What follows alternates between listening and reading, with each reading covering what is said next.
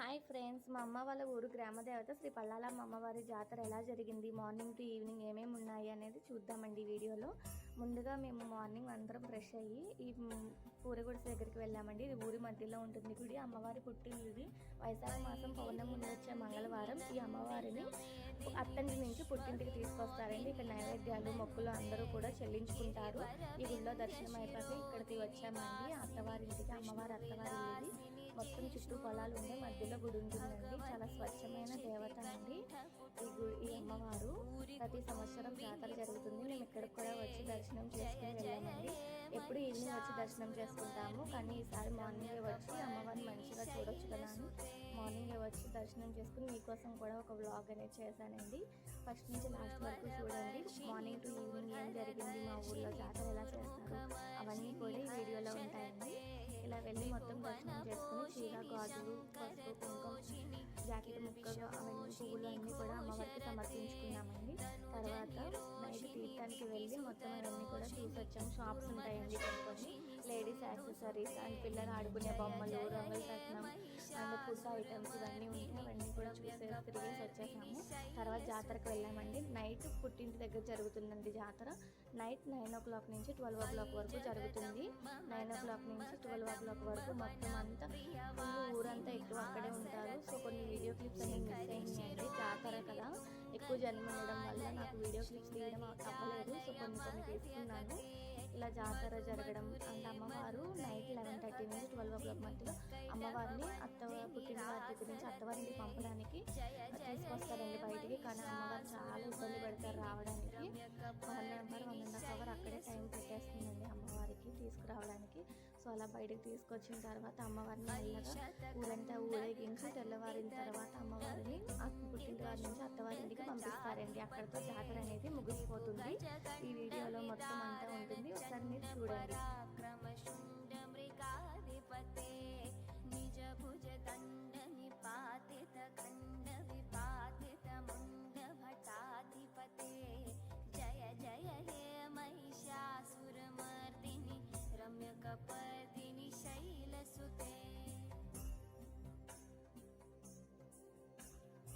ఐరణ దుర్మద శత్రువధోదిత దుర్ధర నిర్జర శక్తిభృతే చతుర విచార ధురీణ మహాశివ తూతికృత ప్రథమాధిపతే దురిత దురీహ దురాశయ దుర్మతి దానవదూత కృతాంతమతే జయ జయ హే మహిషాసురమర్దిని రమ్య కపర్దిని శైలసుతే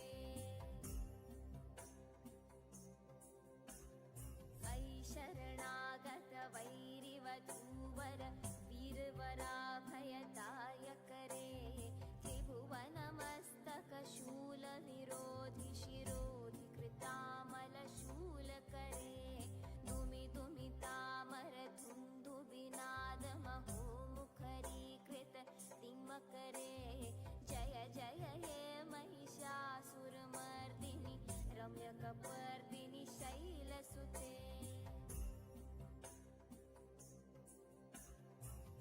निज हुंकृत मात्र निराकृत धूम्र विलोचन धूम्रशते समर विशोषित शोणित बीज समुद्भव शोणित बीजलते शिव शिव शुंभ निशुंभ महाहव तर्पित भूत पिशाचरते जय जय हे महिषासुरमर्दिनि रम्य कपर्दिनि शैलसुते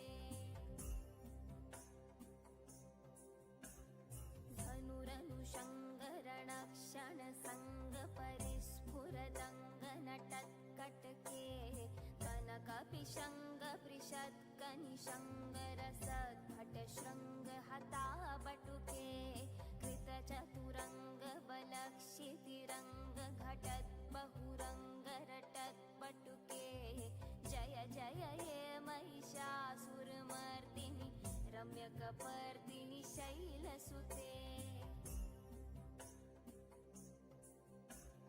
सुरललना तथेयि तथेयि कृताभिनयोदर नृत्यरते कृतकुकुथः कुकुथो गडदा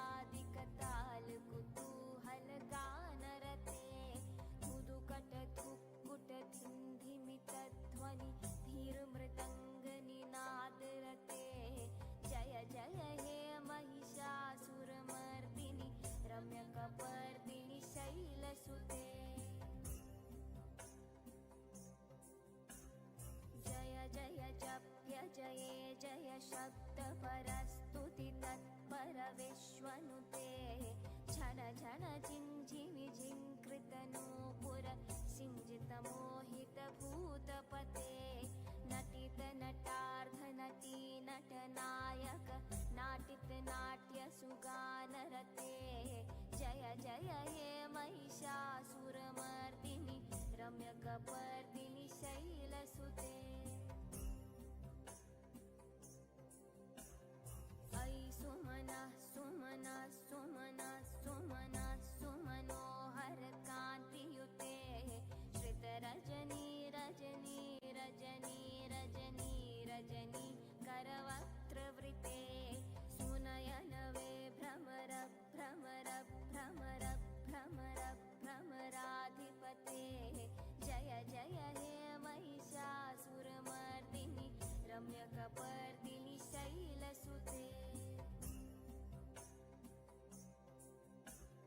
सहित महाहवमल्लमतल्लिक मल्लिकरल्लक मल्लरते विरचित वल्लिक पल्लिक मल्लिक चिल्लिक भिल्लिक वर्गवृते सितकृत पुल्लस मुल्लसितारुण तल्लज पल्लव सल्ललिते जय जय हे Mahishasura. Please share, like and subscribe my channel. Thank you friends.